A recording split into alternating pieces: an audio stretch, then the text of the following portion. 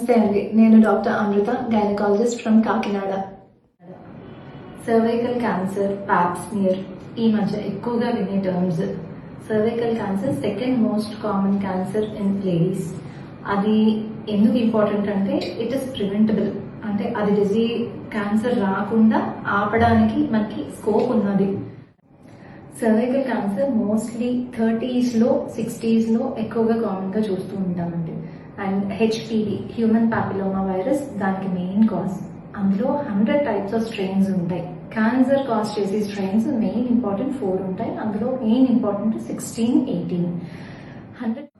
80 to 90% ladies వాళ్ళ life span లో ఎప్పుడో ఒకప్పుడు ఏదో ఒక స్ట్రెయిన్ దాంతో ఇన్ఫెక్ట్ అవుతారు, హెచ్పివి స్ట్రెయిన్ తో. అందులో 80 to 90% రికవర్ అయిపోతారు కూడా. ఓన్లీ ఈ విరులెంట్ స్ట్రెయిన్స్ ఎక్కువగా రిపీటెడ్ గా రికరెంట్ గా ఇన్ఫెక్ట్ అవ్వడం వల్ల ఈ సర్వైకల్ క్యాన్సర్ కానీ ఇది కానీ కాజ్ చేసే ఛాన్సెస్ ఉంటాయండి.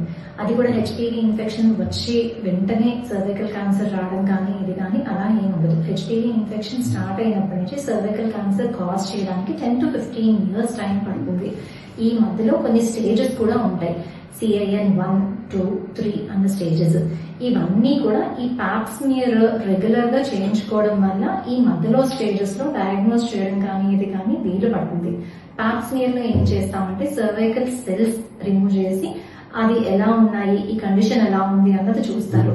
ఆ చూడడం వల్ల ఈ CIN 1 కానీ ఇది కానీ ఇంకా ముందే ఏదైనా స్టేజెస్ లో కానీ డయాగ్నోస్ చేయడం వల్ల మనం క్యాన్సర్ వరకు వెళ్లకుండా, క్యాన్సర్ అనేది లోకల్ గా స్ప్రెడ్ అవుతుంది.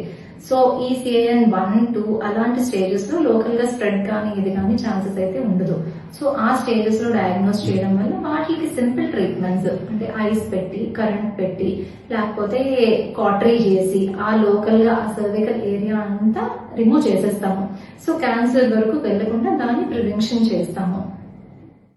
పాప్ స్మియర్ టెస్టింగ్ 21 years నుంచి స్టార్ట్ చేసి 65 years వరకు ఎవ్రీ 3 years చేయించుకోవడం రికమెండేషన్. కాకపోతే ఇంతకు ముందు అయితే ఇయర్లీ చేయించేవాళ్ళం. ఈ స్టేజెస్ లో మధ్యలో 3 years కి చేయించుకున్నప్పుడు ఎప్పుడన్నా స్టేజెస్ కానీ ఇది కానీ డయాగ్నోజ్ అయినప్పుడు మీ గైనకాలజిస్ట్ ఇంకా ఫ్రీక్వెంట్ గా అది చేయించుకోమని చెప్పే ఛాన్సెస్ కూడా ఉండొచ్చు. Feb 4th world cancer day.